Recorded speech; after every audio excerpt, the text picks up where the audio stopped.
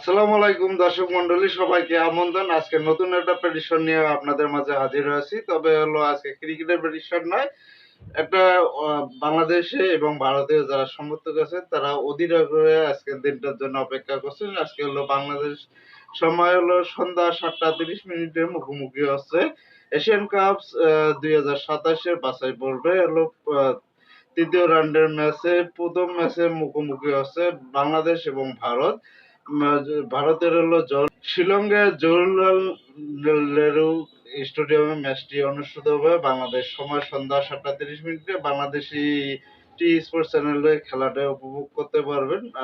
বাংলাদেশ এবং ভারতের হলো এই ফুটবল ম্যাচের মূল কেন্দ্রবিন্দু হচ্ছে হলো বাংলাদেশে হলো হামজা চৌধুরী যোগ দেওয়াতে খুব উন্মাদনা হবে। আর জওহরলাল নেহরু স্টেডিয়ামে যা আসন সংখ্যা ছিল সবগুলা অনলাইনে টিকিট বিক্রি হয়ে গেছে। তার মূল কেন্দ্রবিন্দু আছে ভারতের সুনীল ছেত্রী।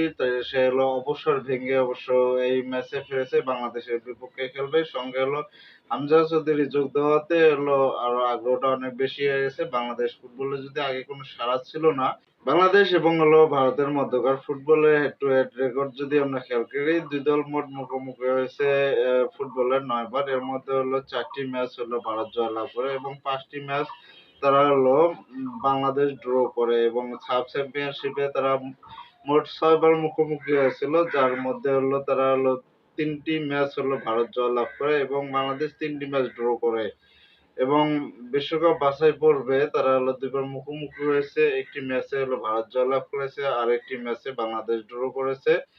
এই হলো পরিসংখ্যান। আর দুই দলের মধ্যকার খেলায় মোট 20টি গোল হয়েছে। এর মধ্যে হলো 13টি গোল করেছে ভারত এবং মাত্র 7টি গোল করেছে বাংলাদেশ।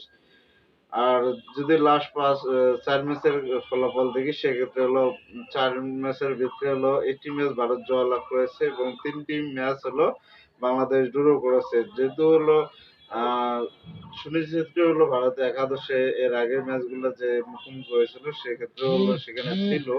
বাংলাদেশে হলো নতুন করে যোগ হচ্ছে হলো বর্তমান ঘরোয়া ফুটবলে হলো ভালো পারফর্ম করা হলো আলামিন হোসেন। 9টি গোল করেছেন, সে হলো ফেসে এবং হলো পাশাপাশি হলো লেস্টার সিটি এবং লেস্টার সিটি থেকে ধারে বর্তমান শেফিল্ড ইউনাইটেড খেলছে হামজা চৌধুরী। আর তার অন্তর্ভুক্তির কারণে বাংলাদেশ ফুটবল টিম অনেকটা চাঙ্গা হয়ে গেছে। যার জন্য হলো অনেক বাংলাদেশের অনেক উন্নতনা হচ্ছে তাকে নিয়ে। এবং আর সেই হামজাকে কেন্দ্র করে হলো ভারতের যে জরুরি ক্রিকেট ফুটবল স্টেডিয়ামে ম্যাচটি অনুষ্ঠিত হবে, সব টিকিট বিক্রি হয়ে গেছে।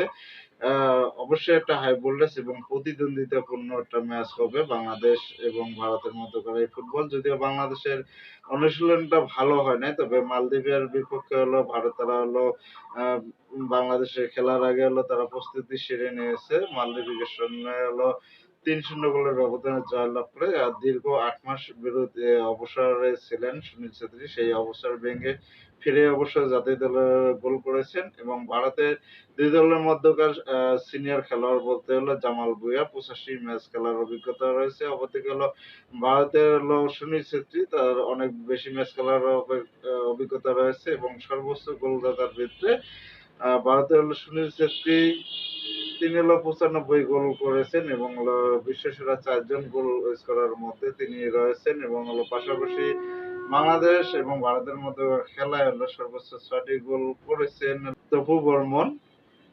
এই পরিসংখ্যান নিয়ে দুই দল আজকে মাঠে নামছে। যদিও বাংলাদেশের প্রস্তুতিটা বেশি একটা ভালো হয়নি, কারণ বাংলাদেশকে ওইভাবে সুযোগটি দেয় নাই ভারত দল।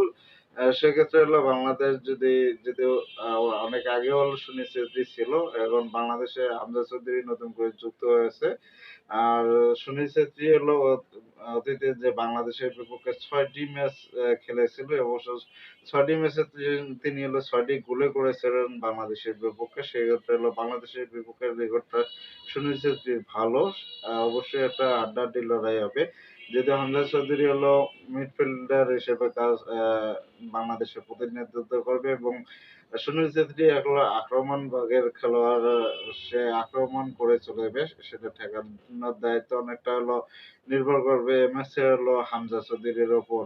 পাশাপাশি বাংলাদেশ যদি দ্রুতগতির ফুটবল খেলতে পারে তবে অবশ্য আজকে ভারতকে হারানোর সম্ভাবনা রয়েছে। তবে যদি ফিফা র্যাঙ্কিং খেয়াল করি, বর্তমান বাংলাদেশ এবং ভারতের ফিফা র্যাঙ্কিং খেয়াল করলে বাংলাদেশ ১৮৫ নম্বর র্যাঙ্কিং এ রয়েছে এবং ভারত মাত্র ৫৯ নম্বর র্যাঙ্কিং এ রয়েছে। ১২৬ র্যাঙ্কিং এর ব্যবধানে ২ দলের মধ্যকার লড়াই হচ্ছে। আর এই লড়াইয়ে আপনারা কাকে এগিয়ে রাখছেন? অবশ্যই আমি বাংলাদেশকে আজকে এগিয়ে রাখছি। ৫৫% এবং ভারতকে আমি ৪৫% এগিয়ে রাখছি। ২ দলের ভিতরে জয়ের সম্ভাবনাই বেশি থাকবে, যেই জিতুক। কিন্তু ড্র হওয়ার সম্ভাবনাটা খুবই কম থাকবে আজকের ম্যাচে।